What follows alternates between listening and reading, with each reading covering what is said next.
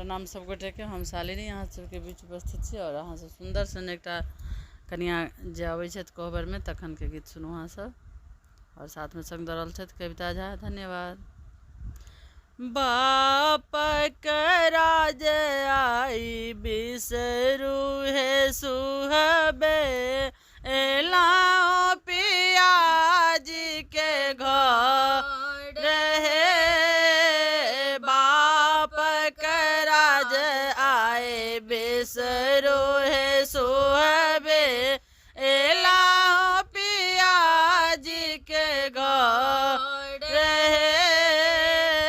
बाप के राज आई बिसरू सुहबे एलाओ पियाजी के घर रहे। माय कनैत हेत देहरी बैसल हेत माय कनैत हेत देहरी बैसल हेत।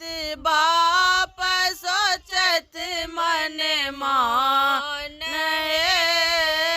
बाप सोचत मन मान बाप के राज आए बिसरू